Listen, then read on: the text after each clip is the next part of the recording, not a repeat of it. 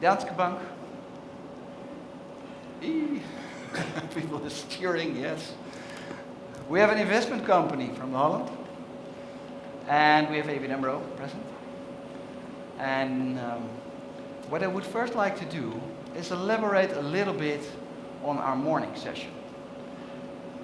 And on the session we just had around UTP.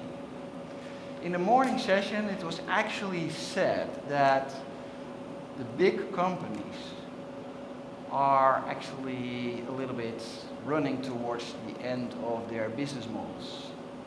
And that the advice is to look at startups, newcomers at the market, new entrants that might change our market position. And I'm going to start this session, if you allow me, with a short story, because we're going to Denmark in a minute. A short story about Lego. Who of you knows Lego? Do I pronounce it correctly? These building blocks that children use to build nice things. Do you have it at home, or do you have nephews that play with Lego? Do you recognize it? Is it common in Korea? Have Lego? You know this? Lego, yeah? Lego. I tell you a story. A few years ago, there was this upcoming gaming industry.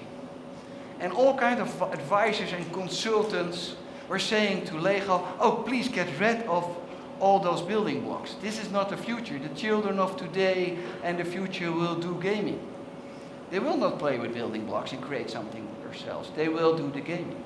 So they heavily invested in hubs in Milan and New York and designers and creative industry to create this new line of business.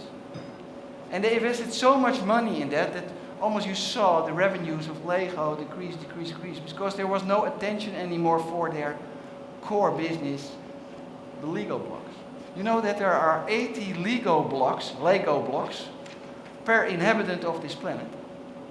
It's so commonly used, so widely used. So what happened? You saw a skyfall of the revenues.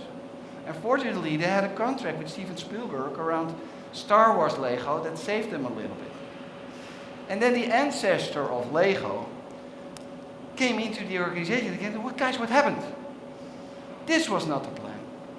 When my grandfather started in Denmark, Lego, he was a carpenter and he had a why in his head. You know, this morning we talked about the why, the how, and the what.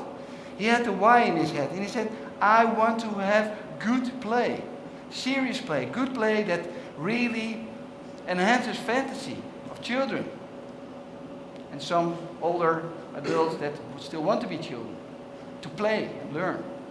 And now we have become a kind of gaming industry. It's a total radical different business.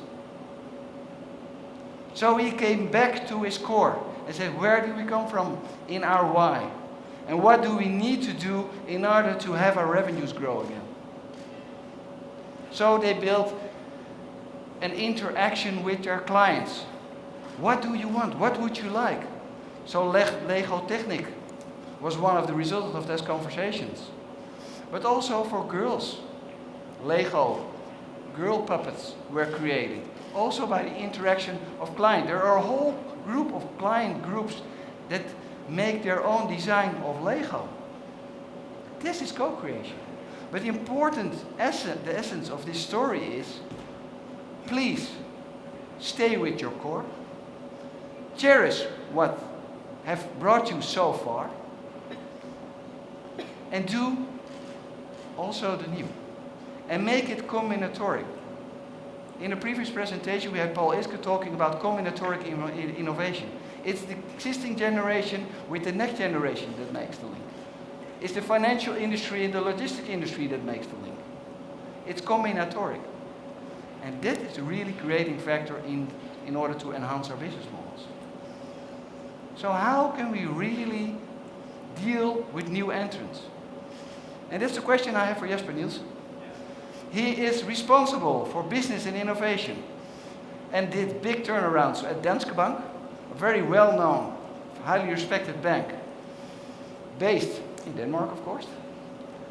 can I give the floor to you and Yes. elaborate a little bit on the question, how do we deal with new entrants in the market? Yes, I will. Hello everyone, and thanks for coming, and thanks for inviting me. You may think, I'm actually quite sure I know your first question. Right? So here we are talking about disruption. And what is that old, bald, fat banker doing here? How can he talk about disruption, and how will he change things? Well, there's a little story to that, and that is actually that the young pizza-eating, Coke-drinking guys who are really innovative, they couldn't come, so you have to settle for me. But we've done a lot around innovation in Danske Bank, and there's a few things driving this. And do I have a clicker? Sorry for... Oh, it's up here. Sorry. Sorry, yeah. You press the green one to go on and the red one to go back. Right. So, usually popes are sitting just as long as bankers, right? Forever. And if you look at this is when we had an inauguration of a pope in 2005. And you had people gathered at Market Square to celebrate this. Now, recently we got a new pope. Do you know what the difference was from the same picture, if we see that today? Anyone who likes to chip in here? How do you think it will change?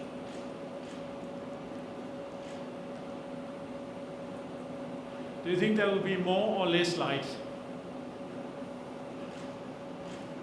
Much more. Right? This is the picture from the inauguration of the Pope in 2013, and obviously the trick here is that you see a lot of mobile phones. And you see that this development has basically happened within 8 years. So we're talking about a massive explosion that is changing industries as we talk, basically. So if you look at all these well-known, at least to people my age, brands up here, a lot of those have been disrupted and are being disrupted as we speak. And I guess you know many of the stories. Blockbuster, who didn't want to buy Netflix. Blockbuster filed for corruption, not for corruption, for bankruptcy a couple of years ago, and are now completely gone. And if you look at some of the other notable players here, you see that things are actually changing quite rapidly. And one example that's interesting for banking is Starbucks. So what is Starbucks known for? Nobody knows Starbucks? No? What is Starbucks known for? Coffee, right? So why are Starbucks a threat to banks? I mean, a coffee maker. Why do you think? Actually, Starbucks is the biggest mobile payment operator in the world. They have roughly 20% of their coffees worldwide is paid for via their own app. The app works so that you basically top up a Starbucks account with, $50 or $100, whatever you feel like, or however much coffee you drink, right? So, where do those money come from? They come from a bank account. And if you measure on deposits, actually Starbucks is in top 15 in the USA. So what happens if we get 5, 10 top-up solutions like this? Deposits will basically flow out of the bank, it will impact our ability to live up to liquidity ratios, capital ratios. We can't lend out as much money because basically the money we lend out depends on how many deposits do we have. So this is serious stuff if we look at banking. So what's the response? We can already see that customers are changing quite a lot. So if I look at the bank that I know best, which is obviously Danske Bank, we can see a huge transformation of how our customers behave. We see teller transactions are basically dropping with 40% a year and will be gone at some point in time. I rarely use cash in Denmark. And even for small payments, I would use my card. We can see that people don't call us as much anymore because they basically do their stuff on the mobile. They actually also prefer to interact with us through chat or whatever. So we can see that the call center volumes are dropping quite fast. Our biggest interaction as we speak is actually through mobile banking. That's where we have the most log-ons. And that is actually important for us because that means that the mobile is our primary customer interface. So all these new companies, they're not only hunting our deposits, they're actually also hunting our customer interface. Because if we do all your payments in other apps, suddenly the frequent contact with Danske Bank disappears, and the brand value, if you like, or the emotional bond between the customer and the bank will disappear. And you heard me right, bankers do have emotions.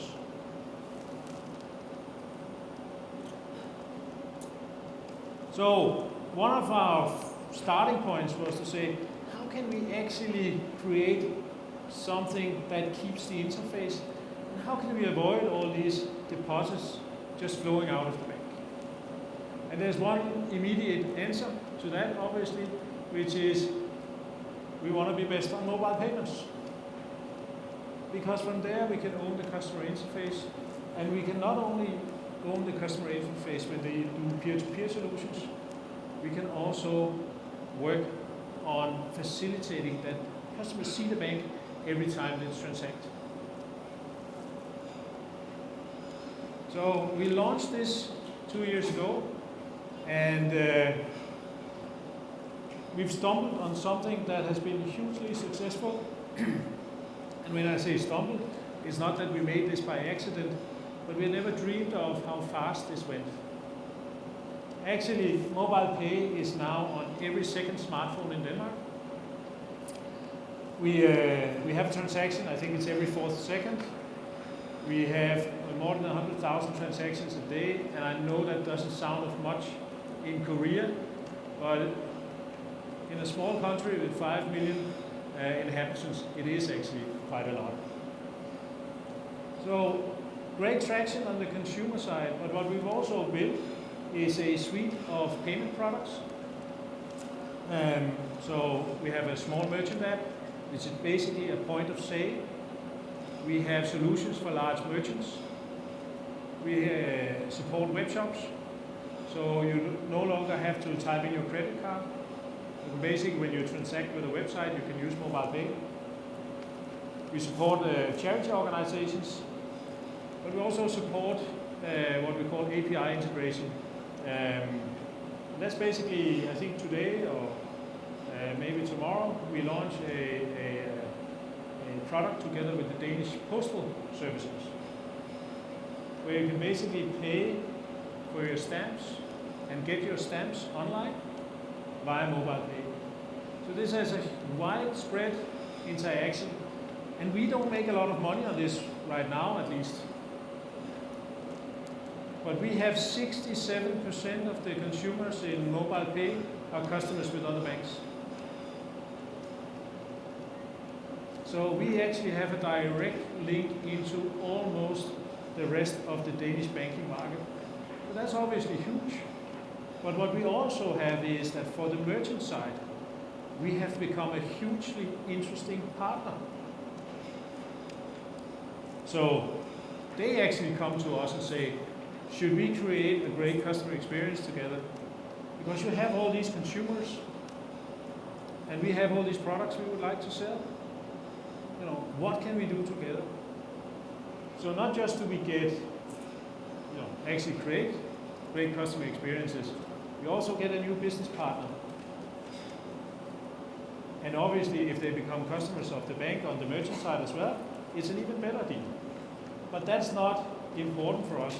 The important for us is actually to create a great customer experience. I'm going to show you one that we've just launched in Denmark. It's a little piece of hardware where you can make a handshake with your phone, and it's actually faster than using a card in a shop. So, Nu kan du nemt og hurtigt betale med MobilePay, når du køber ind. Du åbner din MobilePay og indtaster din personlige kode. Husk at aktivere Bluetooth eller NFC, alt efter hvilken mobil du har. Når det bliver din tur til at betale, holder du bare din mobil mod MobilePay-ikonet ved kassen. Når alle varer er scannet, kommer beløbet automatisk op på din mobil. Du godkender betalingen ved at swipe og får en bon på din vare, ligesom du plejer.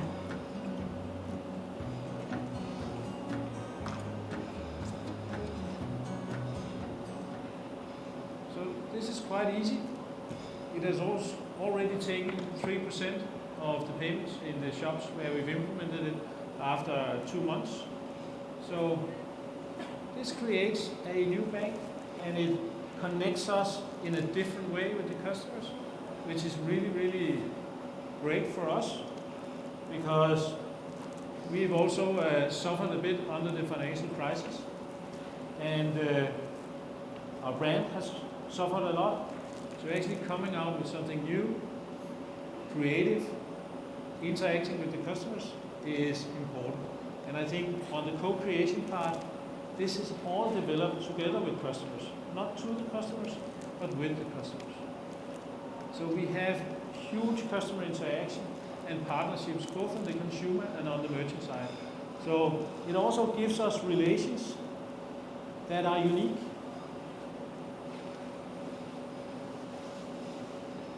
And as a side effect, we can also say we now work with other IT departments than our own, and maybe it's not as bad as we thought. So when we develop and move forward, you can say we have a dual track strategy. We have stuff like this, which is basically disruptive. We're being loved by the consumers right now, but the other banks hate us. Which is exactly what you want, right? And what we're doing is seeing how many more disruptive moves can we actually make. And we're working on how can we do this. But obviously, we still make 95% of our money in the classical bank. So that needs to go as well. So we're distinguishing hard between running the bank and changing the bank. Because we still need to do all the small price changes. We still need to do all the adjustments of the products. We still need to do new stuff with new cards, for instance, or a new account type, what have you. All that still needs to happen. But it's important that we set aside resources and also isolate a bit how do we work on disruption. Because one of the most important things we've learned in this process is that, if you have an immune system, when you see new bacteria, the immune system will try to kill the new bacteria. So what instantly happens in a bank like ours, classical, conservative, fat, bold, all that stuff, is that when we see something new that does not work by the rules, we try to kill it off. Right? That cannot be true. So those new IT guys, they get better salaries than we do. Those new IT guys, they don't have to do annual appraisals. Those new IT guys, they get they get different computers. Those new IT guys, they sit somewhere differently. Those new IT guys, they get all the money, etc., etc. So the organization will instantly try to absorb and get back to normal. And it's important, if you want to do development, that you try to avoid that. And to avoid that, we've tried to create a vision for how we want to run the bank. From birthdays and weddings to childbirth and retirement, our life events are more or less the same as they always have been. But in an increasingly digital world, our daily actions and consumer behavior is constantly changing. New IT-enabled trends, such as the social matrix, big data, microsegmentation, cloud computing, and mobile consumer experiences have created new opportunities. Consumers feel that traditional banking is too serious, too complex, non-transparent, and lacks complete digital solutions. And this has opened the doors to new competitors in the financial services sector. If action is not taken, consumers will choose other solutions they feel can help them better in their everyday lives. We are already seeing this unstoppable evolution, which will result in even more choices for the consumer, thereby creating a radically different ecosystem.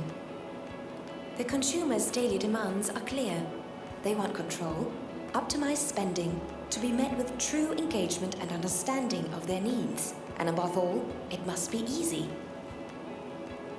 To meet these demands and develop a strong relationship with the consumers, we must provide a digital platform that caters to practical and emotional values.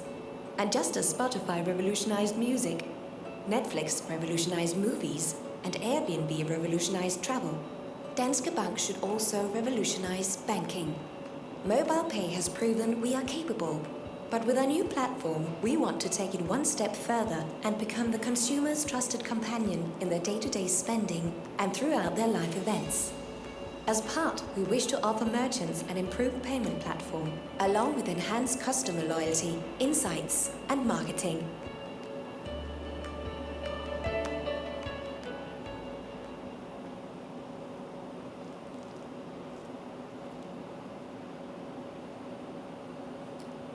What we're basically trying to build is a platform where consumers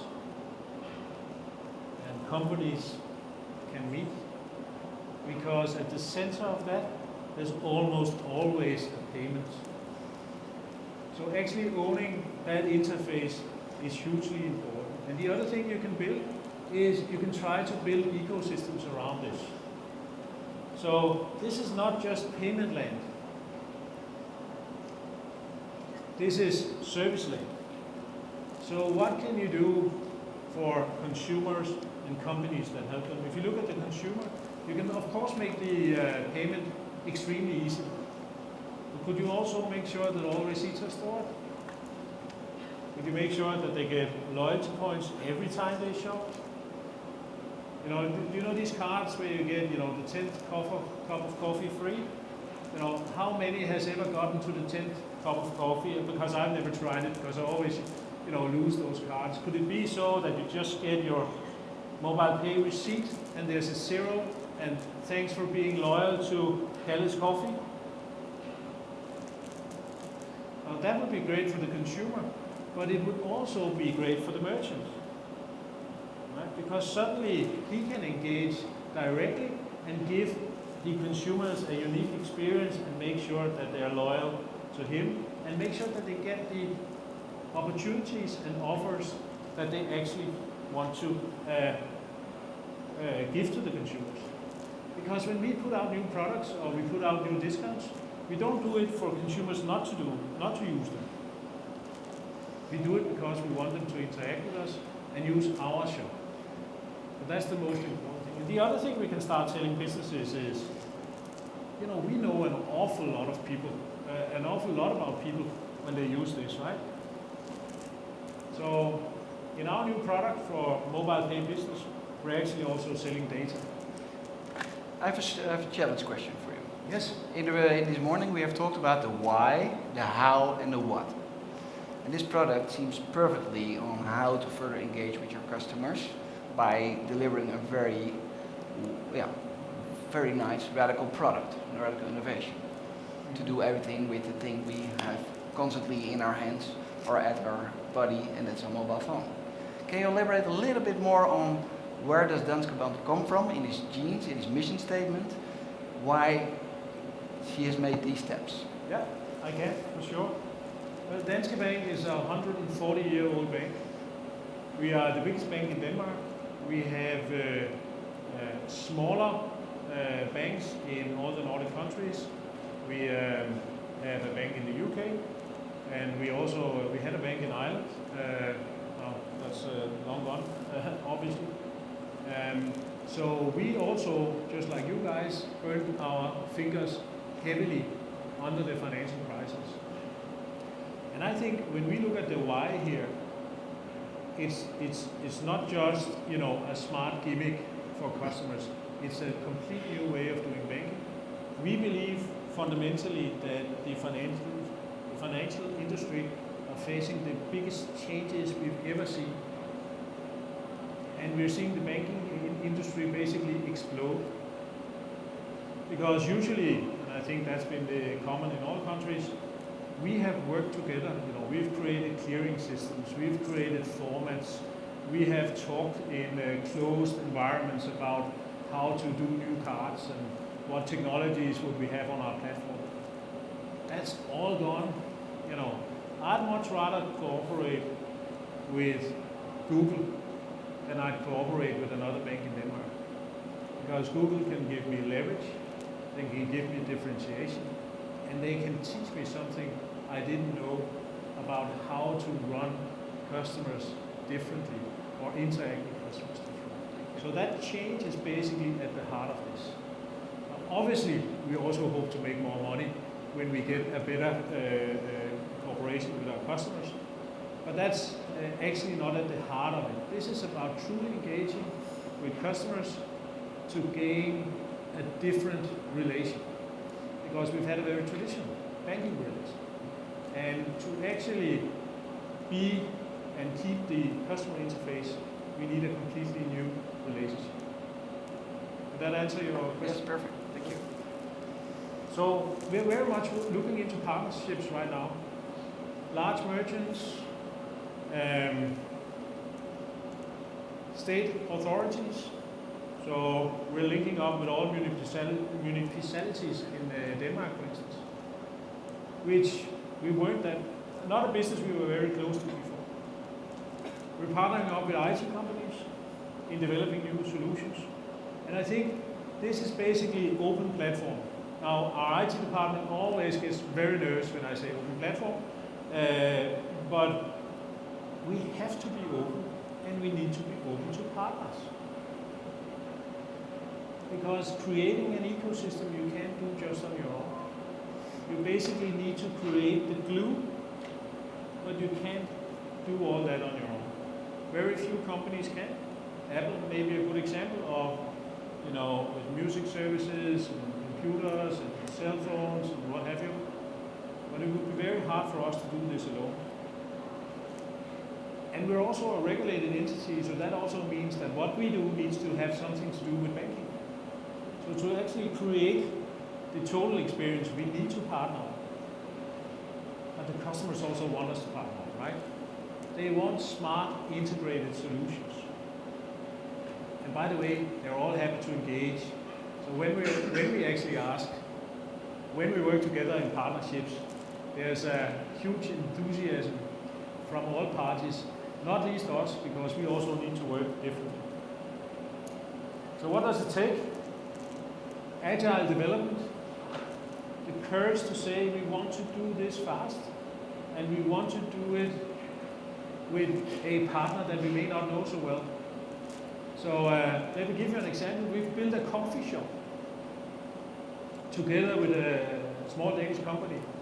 But it's the first coffee shop that where you can operate and pay for your coffee, your customized cup of coffee, without the interference of an individual.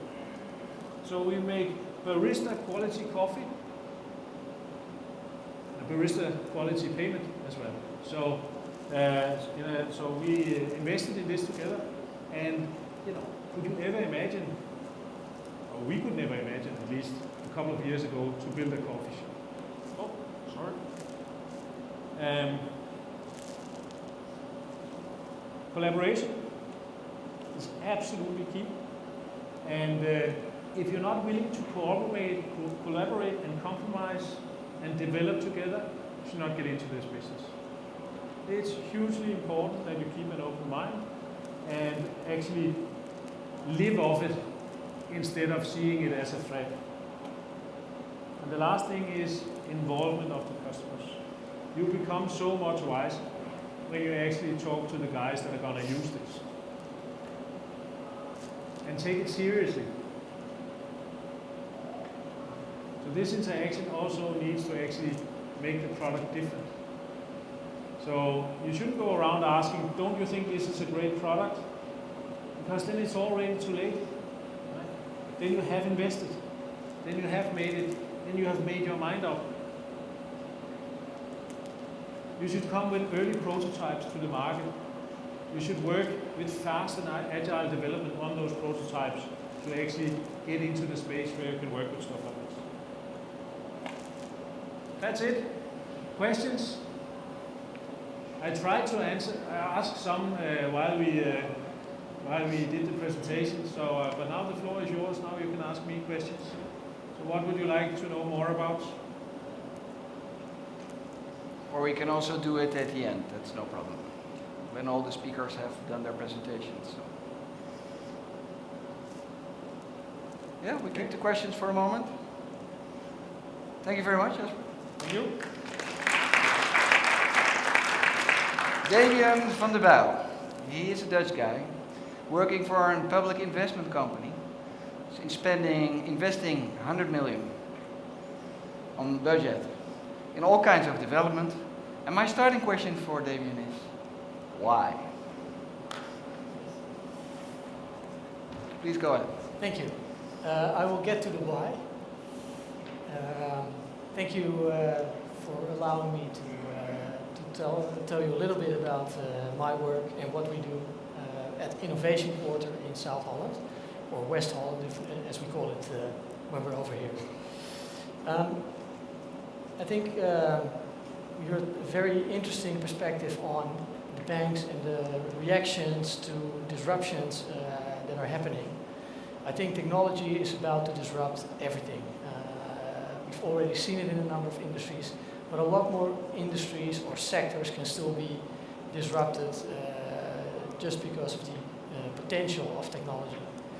And banks, I think we've seen two banks that are reacting to it in a very open and entrepreneurial way, but that's, I think, a bit the exception. Mostly change does not come from the established order, but it comes from startups. That's at least what we're seeing in this technology age. And we've all heard about the examples of Silicon Valley, even this morning with Perry Ha.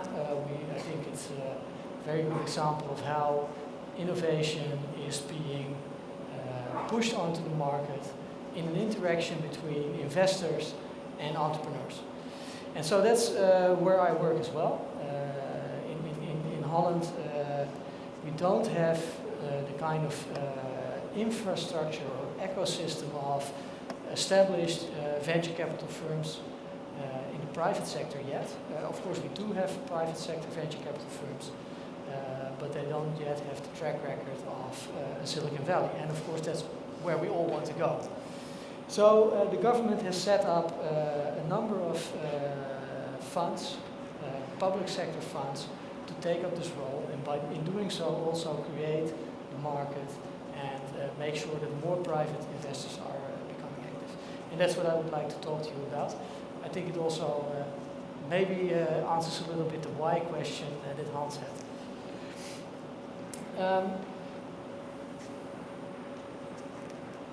Am I doing something wrong with it's the other one.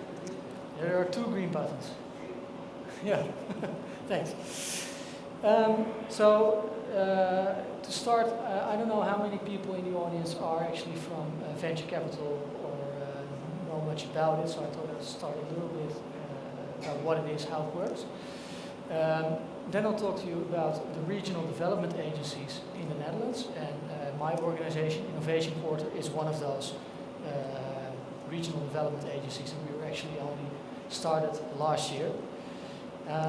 And then finally I'll say a little bit about the fund that we run and how we run it, and how we hope to actually establish a vibrant venture capital ecosystem in our region.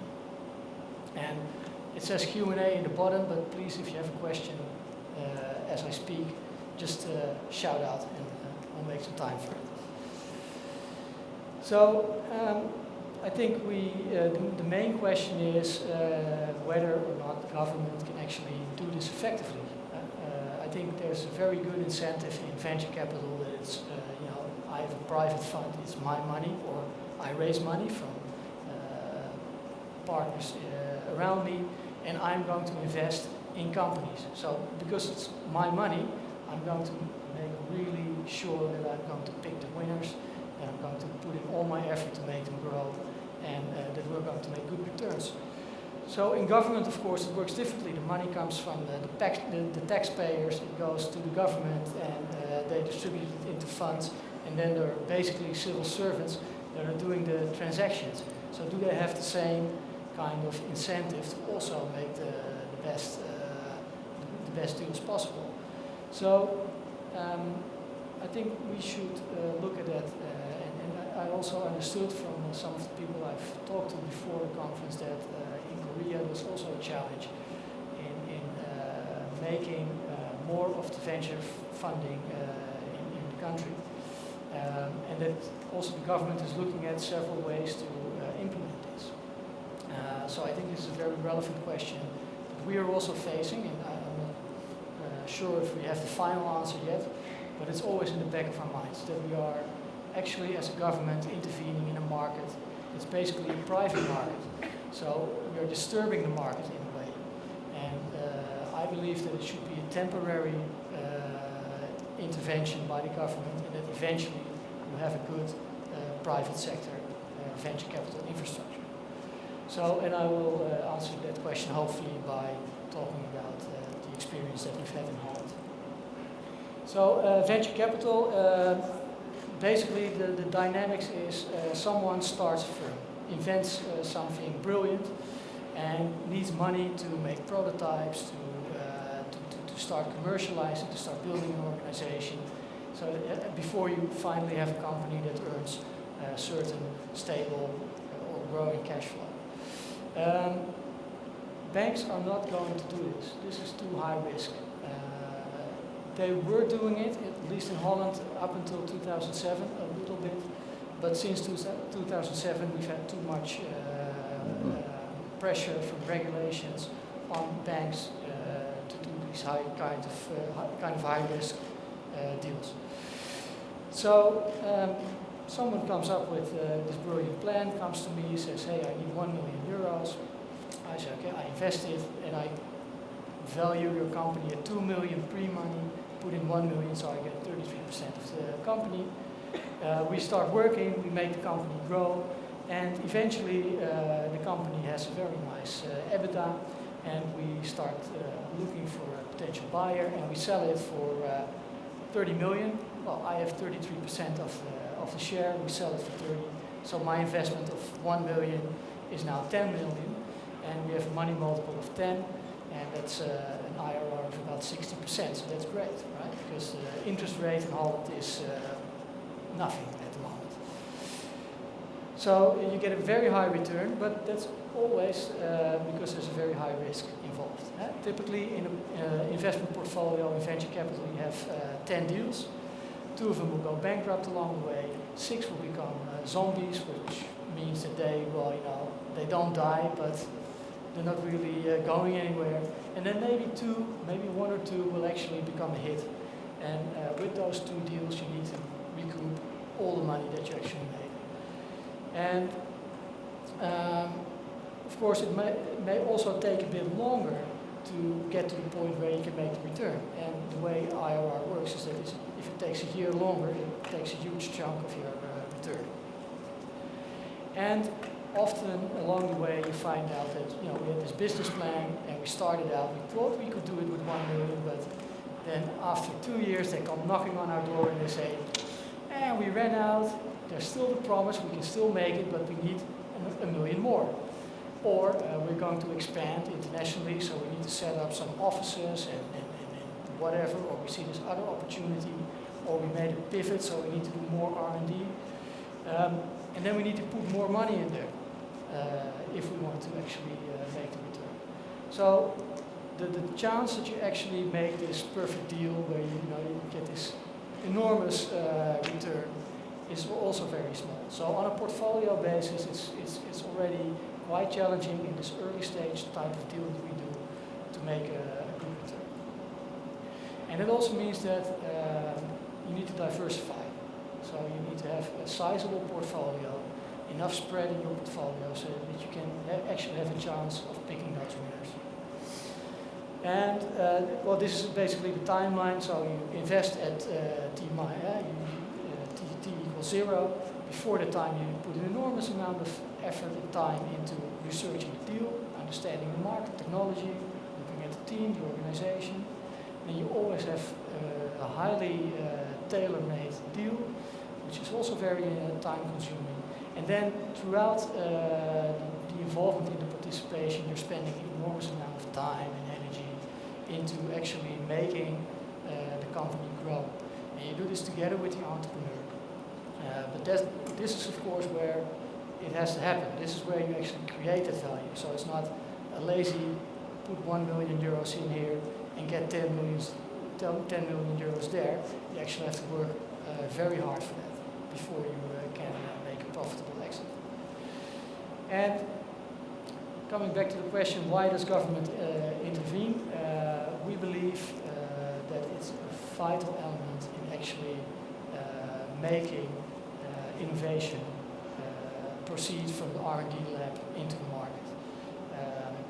In fact, in the plenary session, we saw there were 6 models of the way innovation can transform from the lab to the marketplace.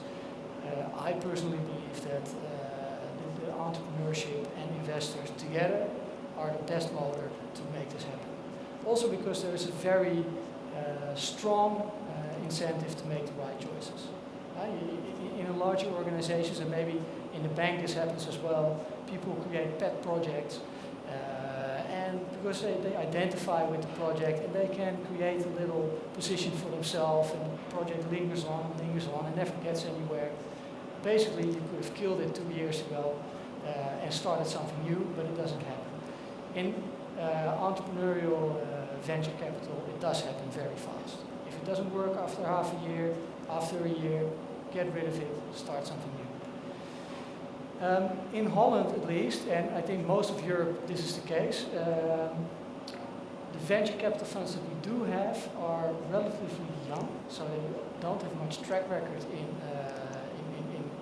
doing good deals and exits, and they're usually a lot smaller. And of course, the smaller is very important for your portfolio spread. So I think I see it that the private venture capital industry is still relatively young, maybe in its infancy, and it needs to mature, and that takes time. But more importantly, in Holland, we have a very risk-averse investment culture.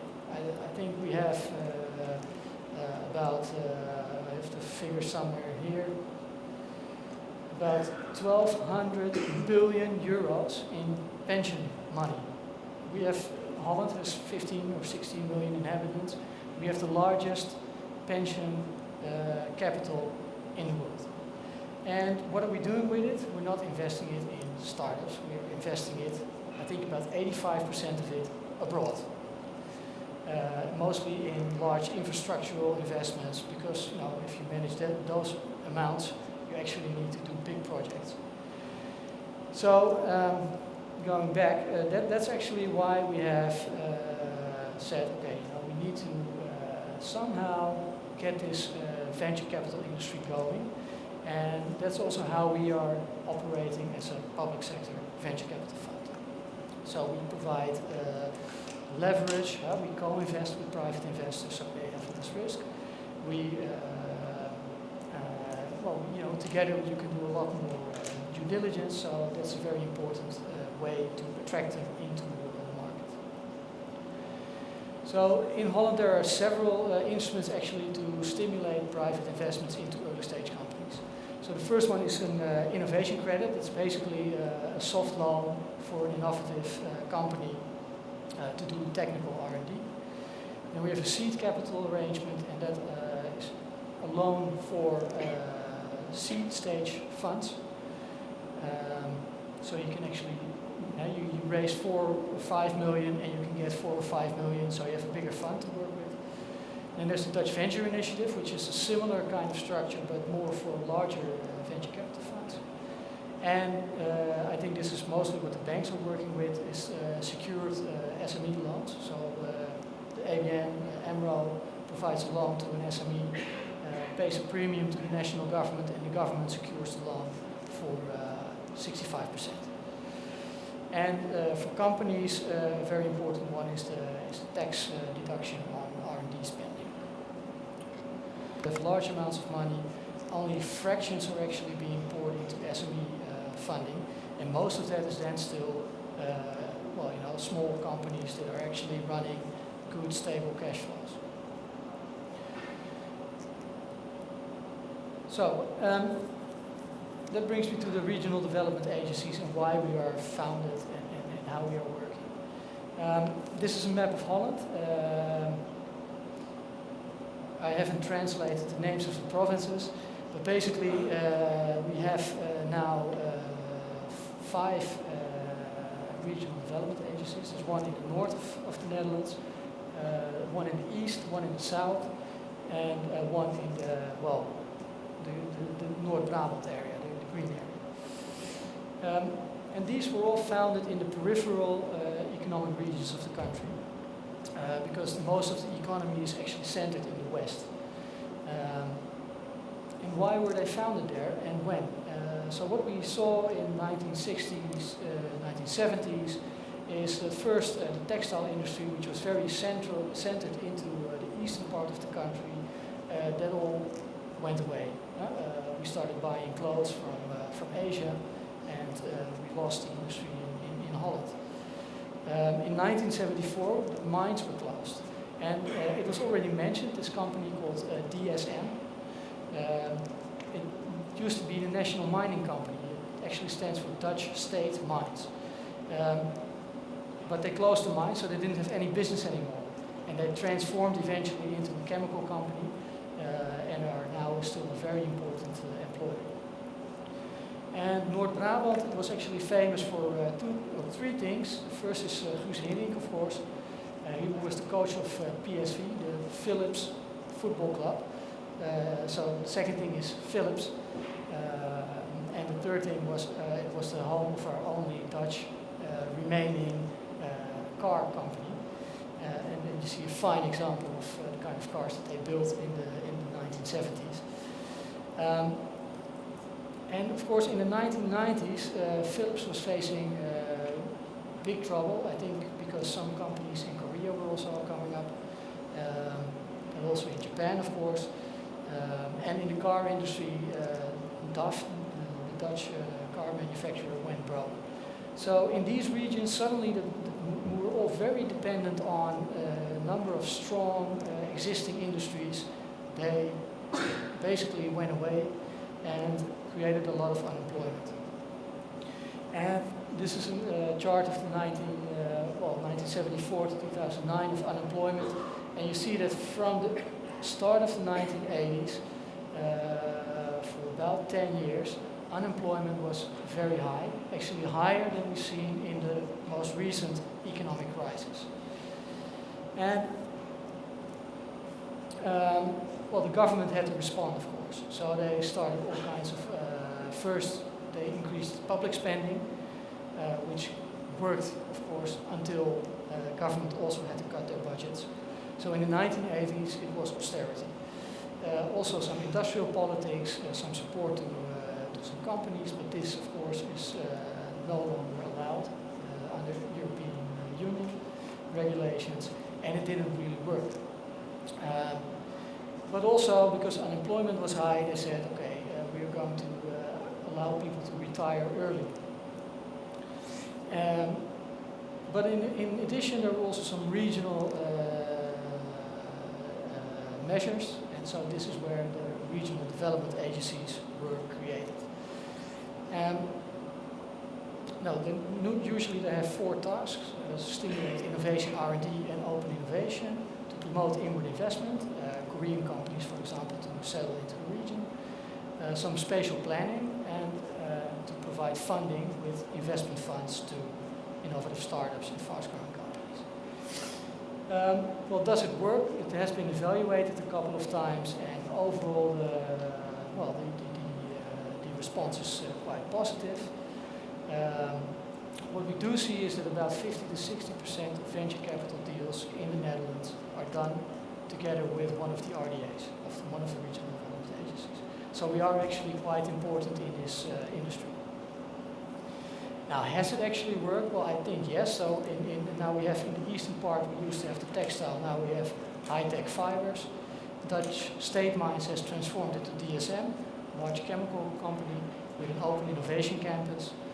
Philips, of course, has transformed itself, but in the process of their restructuring, they also started some new companies like ASML, which is now the largest provider of lithography machines to companies like Samsung, who actually make the chips. And the car manufacturer is now one of the most innovative truck manufacturers. So this is a slide Damien, about fund sizes. I have a question for you. Because Yes. you're talking about successes. Yes. Can you also give an example of a failure? A failure investment? Or is that too early? We never fail. No, I think I was going to talk a little bit about some successful investments. I think the most well-known one in the Netherlands from one of the regional development agencies is Libertel. It was the second mobile network operator, and one of the regional development agencies was in there. And in the space of only 3 years, they were able to exit this, and the company was eventually taken over by Vodafone, so it's now part of the Vodafone network. And they made 120 million Dutch guilders at the time, which is now around 54 million euros. But most of these deals are not so big. So this is an example from another RDA. It's Bradford Engineering. They make satellite components. One of the RDAs invested in 2001. I don't know exactly the amount, but they exited in 2011, and the company was sold for about 10 million. And I think the RDA made just a small profit on this deal. So that brings me to Innovation Quarter. We were only started last year in West Holland, which is the home of the clock. The pendulum clock was invented there. Maybe you know Johannes Vermeer, famous Dutch painter. And we have, of course, the Port of Rotterdam and the Palace of Justice. I see some proud people from Rotterdam here. So this is the area where Innovation Quarter works. I won't skip a few slides because I see we're running a little bit out of time. The basic problem that we have is that while we have a lot of innovation potential, a lot of strong R&D centers, we are not able to transform it enough into new business. And this is a map of Holland with provincial unemployment figures, and we're the 8.8%. So we're actually above average in that respect. So we sat around, how can we change that? We analyzed it, what is the problem? And one of the key factors that we're missing was the venture capital, the availability of venture capital. So that's actually one of our main areas that we work on, and it's also where I work. So where do we invest? Maybe some of you are familiar with this chart. It's basically a chart of the cumulative cash flows that go into a small or into a startup. And we're in the very early stage, so from seed funding, early stage financing, and into growth financing. So this is all areas where the company is basically still not really profitable. And this is also where a lot of companies fail. And we actually step in there together with private parties in order to finance these companies. So we were started with 28 million, and now we have commitments already up to 80 million, so almost at the 100 million that Hans mentioned. We have a revolving fund, so we invest, we take the proceeds and we reinvest. So hopefully we can actually grow the fund over time. We co-invest together with others, so we actually create more impact. I think what separates us a little bit from private investors is that we not only look at the business case, which has to make absolute sense, we also look at the impact in the region. So we take into our decision making also the fact or the question how many FTE does a company create or expect to create. These are key selection criteria. So we have, I think this is pretty basic for all venture capital, except that we also look at the regional component. Now, results so far is that we've had in 1 year time more than 500 entrepreneurs. 99% of those are actually really early stage, and we processed already 4 investments, and as we speak we are in the process of doing a lot more deals. So we expect by the end of this year to have between 10 and 15 deals in our portfolio, and we do this with a very small team, just 5 people. Some examples of deals that we did. This is Baby Bloom. It's also the entrepreneur next to it. The latest example, if it's okay. Sorry? And the latest example, if that's okay. Because we're running really out of time. Yeah. So this is a company started in Delft, now in Leiden, and actually at the point where they're now starting to enter the global marketplace with this incubator. So we've had some other examples, but I can skip them. Sorry about that. No, that's okay. You can see them in the presentation. So what are the lessons that we learned? And I hope we can spend just a few more minutes on that, because I think that's important. First of all is that we try to act as much as possible like a private investor. Like I said in the beginning, we are public money, so we have to be extremely careful that we don't spoil the field for private investors. And it means that we don't provide cheap loans or subsidies or any kind of easy deals. We are as hard as market investors in our assessment of the deal. Second thing that we learned, also from the way they did it at other, the earlier regional development agencies, is that we keep politics away from investment decisions. It shouldn't be a toy for mayors or provincial governors to fund companies of their friends. It should be a professional decision whether or not to invest in a deal or not. And the second thing is that, of course, we get money from the public sector, and they expect us to process deals within 2 months or so. But typically, you get to know a company, it takes 3 to 6 months to actually close a deal. So we should avoid deal stress and don't make deals under pressure that in the end turn out to be bad deals.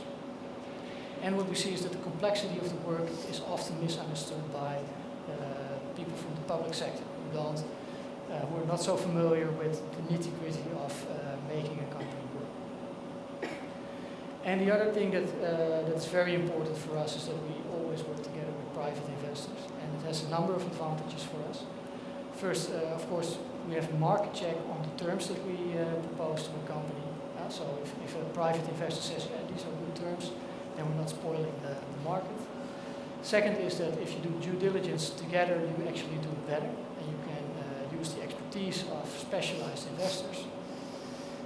Third is that we can leverage our fund. So now we have a fund of 80 million, but if we co-invest, the impact would be 2 or 3 times that amount. And the final is that in doing so, we actually also lower the risk of private investors. And we see that more funds are being set up. We see that more money is now actually going into early stage funding. So I hope that we are beginning to make a change in our region. So that was my story. Thank you Sorry very for much. taking you a little bit No, no, more no, time it's, than planned. But if there are any questions, we can discuss them at the later. end of the session. Perfect. Thank you. Thank you very much. Thank you, Damien.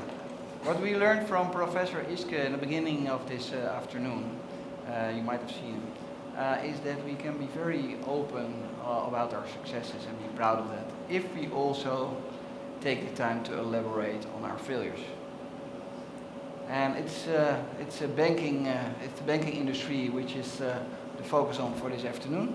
I will be glad to introduce you to Bu and Bun. We will elaborate especially a little bit on the Korean banking sector. And the main question is, why didn't they succeed yet on being a global banking player? Bun. 예, 안녕하십니까, 변부안입니다. 여태까지 뭐 많은 세션들을 통해서 이제 빼셔도 됩니다. 이제 한국말로 제가 진행을 하겠습니다. Dear colleagues and friends, it's your time now to use headset. Channel 3 or 4, please test. On the left side. 슬라이드는 영어로 만들었는데요. 예, 대부분 오디언스가 오늘 한국 분들이시니까 한국말로 진행을 하도록 하겠습니다. 오늘 크게 흐름을 보시면 전체적으로 지금 어떠한 일들이 벌어지고 있는지를 소개를 지금 해드리고 있습니다. 첫 번째 UETP가 과연 어떤 컨셉으로 왜 이것들이 지금 유럽에서 활발하게 논의가 되고 있고 다른 대형 기업들 특히 HP나 오라클이 지금 같이 조인을 해서 이러한 프로그램들을 만들고 있고요. 또 ABN AMRO라는 큰 은행이 조인을 해서 펀딩을 직접 하고 또 지금 이러한 것들을 지원을 하고 있습니다. 왜 이러한 것들이 지금 이루어지고 있는지를 한번 살펴보아야 할 것 같습니다. 또 하나는 지금 한국에서 한참 지금 기술금융, 창조경제 많이 이야기들 하고 있는데 금융권에 그러한 지금 부담을 주는 방법으로 한국에서는 많이 이렇게 진행이 되고 있는 것을 지금 제가 보고 있거든요. 그게 과연 적당한 방법인지 적절한 방법인지는 오늘 좀 전에 소개를 이제 네덜란드의 케이스를 소개한 그러한 사례들이 어떠한 방법으로 가야 과연 은행권에 부담을 주지 않고 은행에 부담이 됐을 때 큰 리스크가 지어지기 때문에 어떠한 방법을 해야 되는 것이 맞는 것인지 한번 우리에게 생각할 수 있는 그런 기회를 주는 것 같습니다. 제가 몇 가지 사례를 들어드리면서 오늘 제 프레젠테이션을 진행을 할까 합니다. 한 유럽의 은행의 사례를 먼저 좀 들어드리겠습니다. 유럽의 이제 은행의 한 풍경인데요. 심사팀의 풍경을 잠깐 제가 설명을 드릴게요. 심사역이 있고 그리고 이제 그 부장이 있습니다. 그래서 두 분이 대화를 하는 내용이에요. 이 심사역이 심사평가를 진행을 하고 있는데 세계에서 가장 큰 그 원자재 트레이더 중에 한 업체입니다. 근데 이 트레이딩 플로우 중에 하나가 중앙아시아에 있는 명화를 수입을 해서 전 유럽 시장에 파는 그러한 역할을 하는 그러한 트레이더입니다. 그리고 이 플로우를 이 해당 은행이 심사평가를 해서 파이낸싱을 해줘야 되는 그러한 요청이 들어온 겁니다. 그래서 이제 이 심사역이 보고 분석하고 평가를 했는데 거기에 아주 큰 리스크가 하나 걸려 있습니다. 그게 뭐였냐면 독일에 위치한 NGO에서 니네 은행이 이거를 파이낸싱을 하면 우리는 상당히 네거티브한 그러한 오피니언을 니네 은행을 상대로 낼 수밖에 없고 그러한 미디어에 그러한 의견을 우리가 개진할 수밖에 없다라고 이렇게 얘기를 했습니다. 이유인 즉슨 이 중앙아시아에 있는 국가에 있는 이 코튼이 재배하고 이제 재배가 되고 수확이 되는 그 과정에서 차일드 레이버가 남용이 되고 있었고 그리고 공무원과 군인들이 그 수확하는 시기에 그 직접 자기네들의 적당한 그런 그 인컴을 받지 이제 샐러리를 받지 못하고 남용이 된 사례들이 있었기 때문에 NGO로부터 이러한 레터를 받게 된 케이스였습니다. 이 해당 심사역은 도저히 이러한 케이스는 우리 은행이 파이낸싱을 할 수가 없다라고 얘기를 했고 그리고 부적절한 이제 부정적인 의견을 내게 됐죠. 이러한 얘기를 들은 이 심사 이제 부장이죠, 팀장. 그 부장께서는 이런 얘기를 합니다. 네 말이 맞다. 맞고 이러한 케이스에 정말로 잘못될 경우에 리프레젠테이셔널 리스크가 상당히 크기 때문에 우리는 들어가지 않는 게 원칙이다. 하지만 웨스턴 뱅크로서 또 다른 역할을 한번 생각할 필요가 있다. 만약에 우리마저 이러한 국가의 레이버나 이러한 수학 과정들을 무시를 하고 파이낸싱을 안 한다면 그건 우리 은행이 정말로 리스크를 지지 않고 그냥 여기서 끝나는 일이지만 우리가 인볼브할 수 있는 방법으로서 적은 금액이지만 파이낸싱을 지원을 하고 그리고 그 나라와 그리고 그 해당 기업들과 그 다음 해당 NGO와 심지어는 인터내셔널 레이버 ILO 유엔 산하에 있는 이 국제 노동기구와 함께 어떠한 방법들을 모색해서 이러한 것들이 좀 더 개선될 수 있는 방향을 찾아내면 그게 더 좋은 방법이지 않겠느냐라고 이렇게 얘기를 했습니다.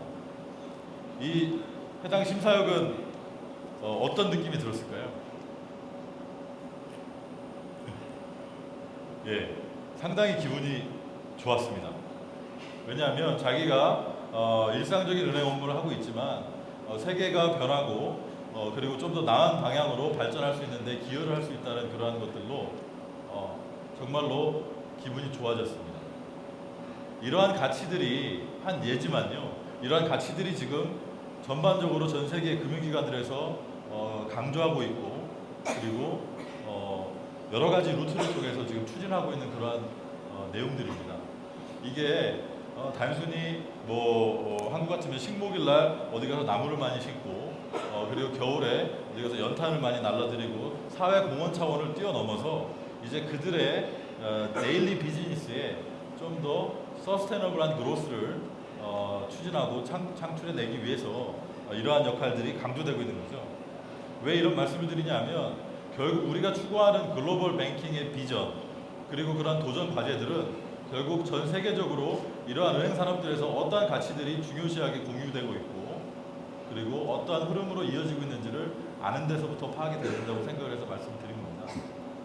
그리고 이게 결국은 오늘 제가 드리고 싶은 결국에 이제 궁극적인 결론이기도 하고요. 그래서 오늘 크게 보면 이제 저는 세 가지 챕터를 이렇게 꾸며봤습니다.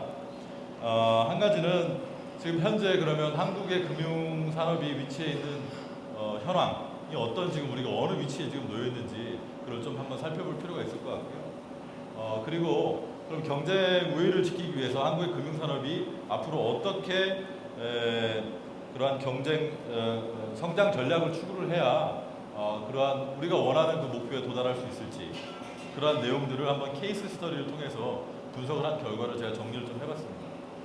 그렇다면 이렇게 정리를 두고 이제 대외적인 상황과 이제 내부적인 상황들을 분석을 해보고 그러면 어떠한 요건들을 갖춰 나가야 될지 그러한 것들이 바로 진정한 글로벌리제이션의 조건이고 우리의 도전 과제가 될 거라고 이렇게 결론을 한번 추론을 해봤습니다. 예, 우리의 현황입니다. 지금 뉴스들 보면 정말로 많은 분들이 이 데이터를 많이 활용을 하고 계신 것을 제가 봤습니다. 이게 지금 월드 이코노미 포럼에서 매년 발표를 하고 있는 자료인데요. 일단 뭐 제일 오른쪽에 보면 글로벌 컴패티티브니스 인덱스를 보시면 작년에 비해서 몇 계단 좀 떨어진 결과를 보실 수가 있을 겁니다. 이게 뭐 오랜 기간 동안 뭐 한 4, 50년 동안 이러한 인덱스를 발표를 해온 공신력이 있는 기관이기 때문에 뭐 비단 한국에서뿐만이 아니고 뭐 전 세계적으로 많이 활용되는 데이터입니다. 그 중에 뭐 몇 가지 이렇게 이제 골라보면 그 인스티튜션 쪽에서 이제 상당히 좋지 않은 점수를 받았고요. 74위고요. 전 세계 148개 국가 중에 또 이제 파이낸셜 마켓 디벨롭먼트 쪽에서는 81위.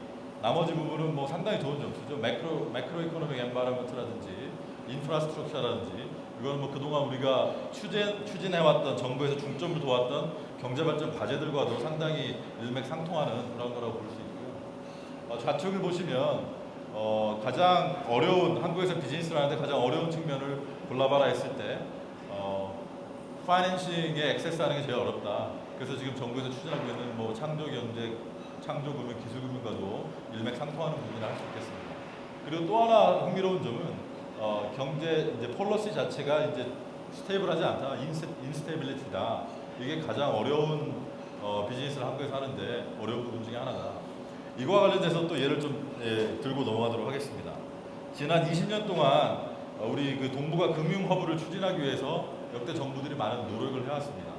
그리고 그 이후에 또 이제 녹색 금융이라는 것들을 들고 이제 이렇게 많이 또 추진을 했었고요. 그리고 현재는 울산과 저 여수 지역을 중심으로 동북아 오일 허브 그리고 그거와 연관된 동북아 금융 허브를 같이 만들겠다 이러한 또 말씀들을 하고 계십니다. 가장 제가 봤을 때 중요한 부분은 우리가 얼마나 롱텀 비전과 롱텀 뷰를 가지고 이렇게 접근하고 있느냐 저는 이렇게 말씀을 좀 드리고 싶습니다.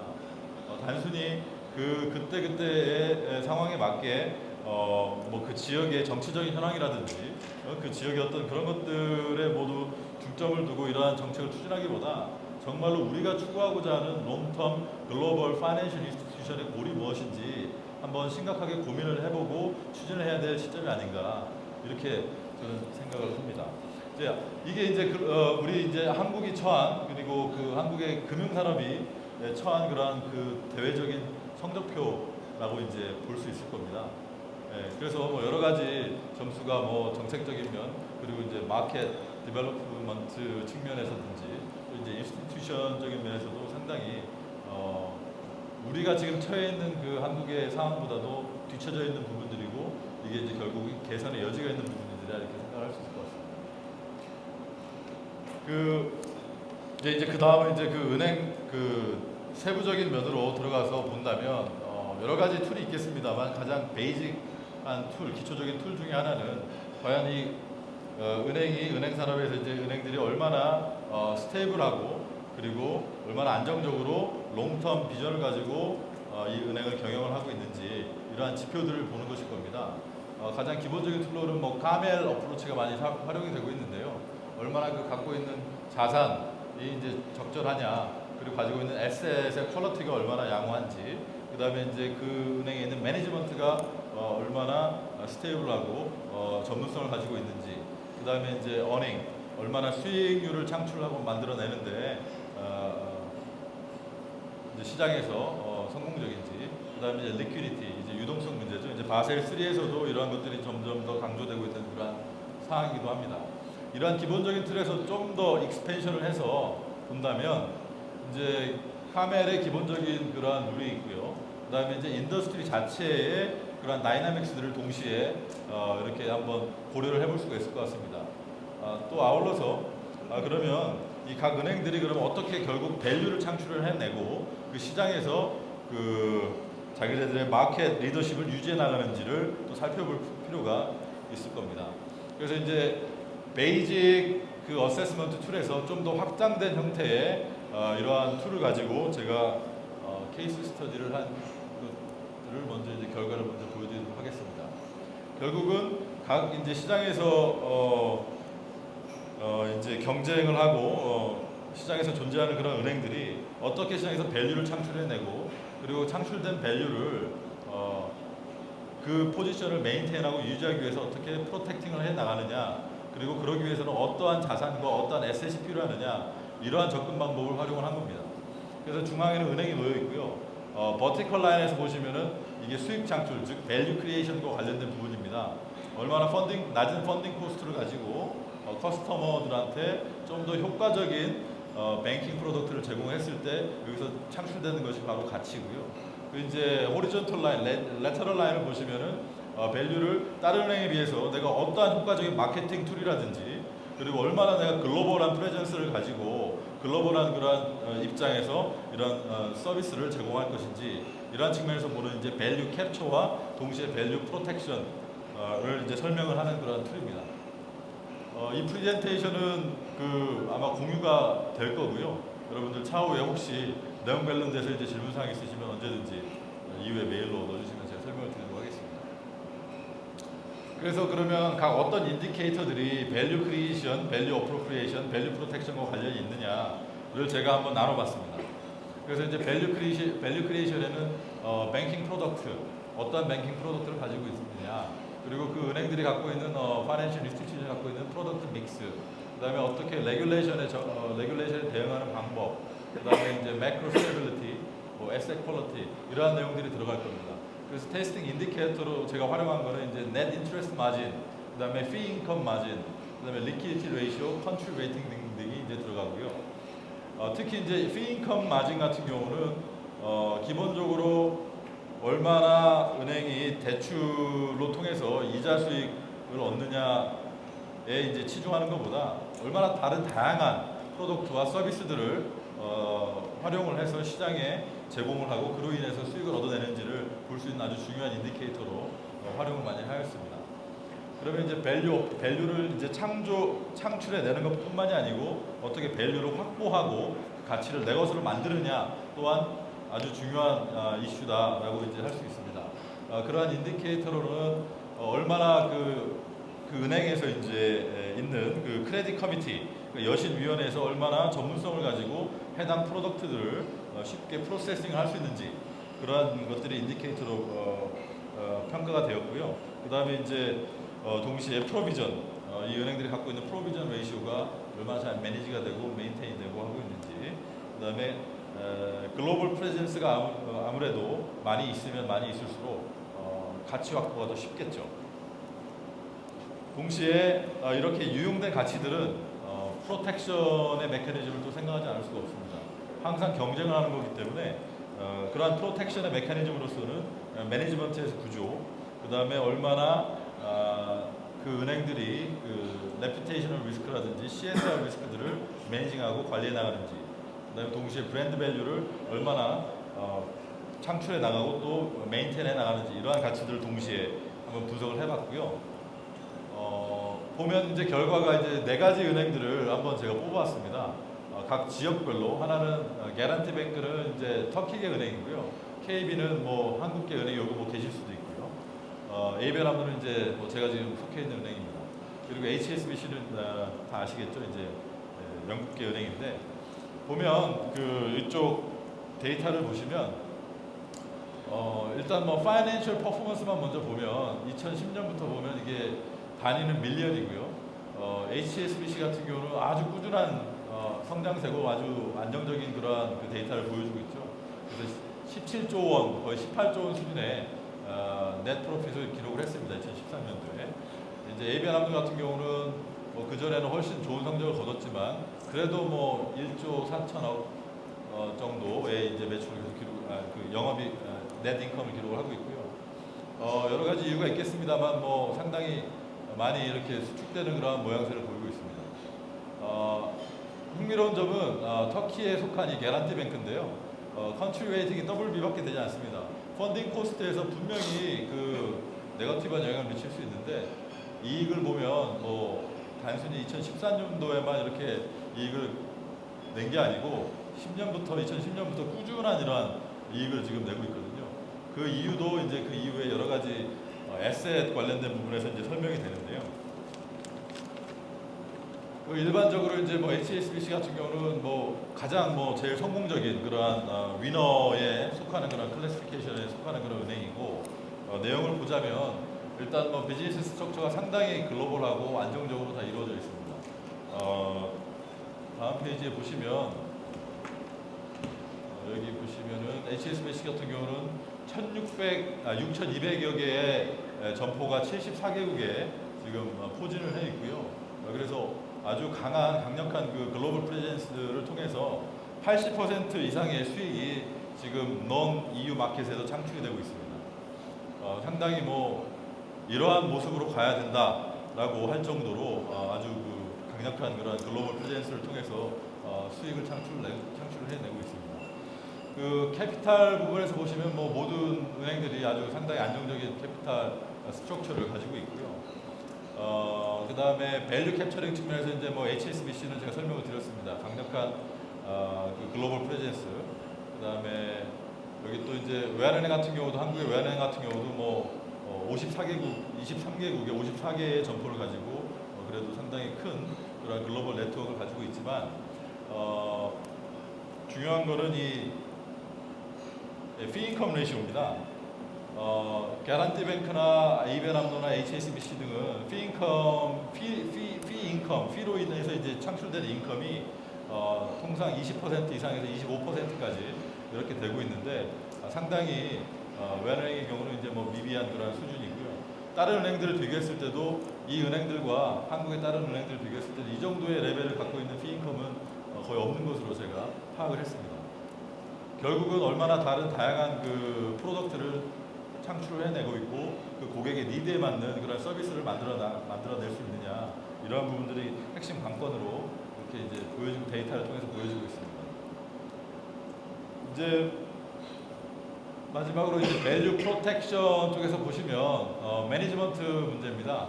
매니지먼트에서 보면 그 HSBC 같은 경우는 지금 현재 CEO로 하고 계신 분이 2010년부터 이렇게 CEO로 활동을 하고 계시고요. ABN 암로는 2009년부터 계시고, 가란티뱅크는 제일 오래됐습니다. 2000년대부터 지금까지 아주 뭐 독재 같은 그런 매니지먼트를 하고 계신데, 이게 지금 이 은행의 성과를 봤을 때는 상당히 그래도 긍정적인 영향을 미치고 있다, 저는 이렇게 판단이 됩니다. 왜냐하면 지속적인 어떤 그런 롱텀 플랜을 가질 수 있고 롱텀 비전을 셋업을 할 수가 있기 때문이겠죠. 반면에 이제 우리 한국의 은행의 상황은 뭐 다들 아시겠지만은 지금 새로 이제 취임하신 그 은행장님이 이제 2014년부터 계신 걸로 보이고요.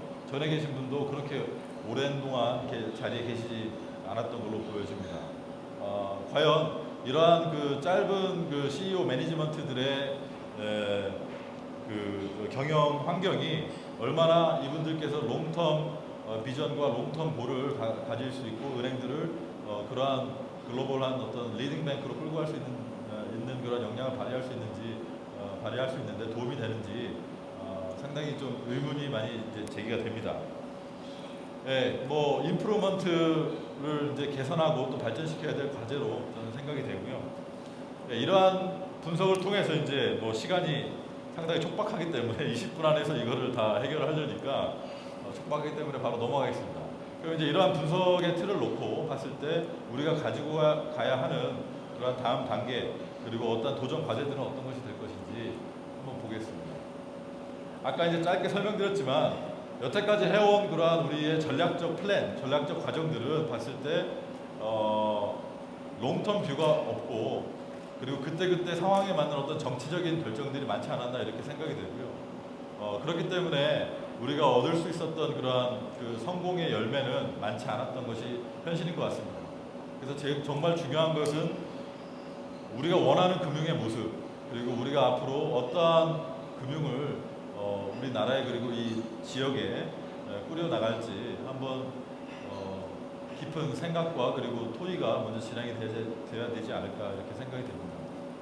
그리고 지금 현재 추진하고 있는 그 동북아 오일 허브 그리고 동시에 금융허브도 다양한 의견들이 지금 많이 일어나고 있고요. 역시 정말로 지속 가능한 그러한 성장을 통해서 세계의 모든 은행들 그리고 세계 모든 기관들이 같이 참여해서 끌고 나갈 수 있는 그러한 비전과 플랜을 만들었으면 하는 바람입니다. 롱텀 비전은 아까 뭐 충분히 설명을 드렸고요. 그리고 제가 처음에 예로 들면서 설명을 드렸던 것처럼 결국은 지속 가능한 성장을 해야 되고, 그리고 은행의 사회적 책임, 단순히 사회적 공헌을 뛰어넘는 사회적 책임을 은행 프로세스, 특히 여신평가 프로세스에 접목을 시키는 과정이 저는 중요하다고 봅니다. 그것들이 지금 특히나 이제 리딩 뱅크인 그 BNP 파리바의 사례를 통해서를 보건 BNP 파리바의 사례와 그 다음에 이제 ABN 암로의 사례를 통해서 알 수가 있습니다. 이 두 은행들은 이러한 그 지속 가능한 경영 그리고 사회적인 책임에 대한 이 프로세스가 여신 대출이나 이러한 그 은행 프로덕트라든지 이러한 것들에 대해서 평가를 하고 진행할 때 다 그 내부에 인베디드가 되어 있는 그러한 상황입니다. 네, 또 하나는 리스크 매니지먼트의 이제 그 스트럭처인데요. 해외 글로벌한 비즈니스를 하려면 그와 관련된 리스크를 정확하게 평가하고 매니지하고 관리할 수 있는 그러한 역량이 내부적으로 축적이 돼야 된다고 저는 생각을 합니다. 그래서 아까 네 가지 은행들의 사례 중에 HSBC나 가란티뱅크나 그 다음에 또 하나 ABN 암로의 경우는 각 지역에서 로컬 크레딧 커미티가 존재를 합니다.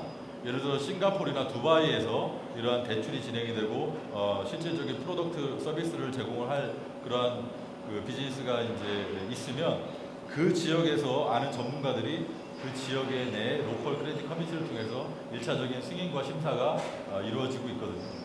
이러한 것들이 아직 한국계 은행들에서는 많이 활성화되지 않았고 활발하지 않은데 앞으로 글로벌 비즈니스를 본격적으로 추진해 나가려면 이러한 그 지역의 현황을 잘 알고 지역의 리스크를 직접적으로 평가하고 매니지할 수 있는 로컬 크레딧 커미티가 활성화돼야 된다고 저는 생각합니다. 그래서 뭐 정말로 우리가 글로벌 플레이어가 되려면 글로벌 비즈니스를 이해를 해야 되고 그 리스크, 그와 관련된 리스크를 적절하게 평가 그리고 매니지할 수 있는 그런 역량도 함께 갖춰야 된다고 생각합니다. 예, 그 엄청난 내용을 정말로 빨리 하려고 했습니다. 이제 결론입니다. 뭐 세 가지 정도로 이제 크게 보면 제가 말씀을 드릴 수 있을 것 같습니다. 일단 은행 자체가 스테이블해야 되고요. 그리고 안정적인 그러한 캐피탈 스트럭처, 안정적인 구조, 또 하나는 롱텀 비전을 갖는 그러한 매니지먼트가 있어야 된다. 그리고 동시에 글로벌한 비즈니스를 하려면 그리고 글로벌한 리스크를 테이크를 하려면 그 리스크를 얼마나 이해를 하고 평가하고 관리할 수 있는지 그 역량과 인력들이 존재를 해야 된다 라고 저는 말씀을 드리고 싶고요. 가장 중요한 거는 서두에도 말씀드렸던 것처럼 세계적인 리딩 은행들과 그리고 그 은행들이 추구하는 가치들을 우리가 어떻게 하면 함께 공유해 나갈 수 있는지. 왜냐하면 그 공유하는 그 가치들이 결국은 비즈니스에서도 만나게 되거든요. 이 은행들은 이러한 이유 때문에 이러한 비즈니스를 추진하지 않는데 한국은행에서는 그러한 것들을 걸을 수 없는 그러한 메커니즘이 갖춰져 있지 않아서 함께 그러한 가치를 공유할 수 있지 않는 상황이다 했을 때 과연 어떻게 코퍼레이션을 만들어 나갈 수 있고 어떻게 함께 그러한 리딩 뱅크로서의 역할을 할 수 있는지 의문이지 않을 수 없거든요. 그래서 함께 세계가 원하고 세계 은행들이 추구하는 그런 가치들을 이제 롱텀 비전과 함께 공유하고 우리 내부적으로 축적해 나가야 될 때가 아닌가 이렇게 생각합니다. 예, 이상입니다. 질문 있으시면. Thank you very much. We are out of time, but there is room for one question for one of the three gentlemen. And if you haven't, please feel free to take a coffee break and we go to the next part of the program. Thank you for listening. Thank you for attending this workshop and see you next time.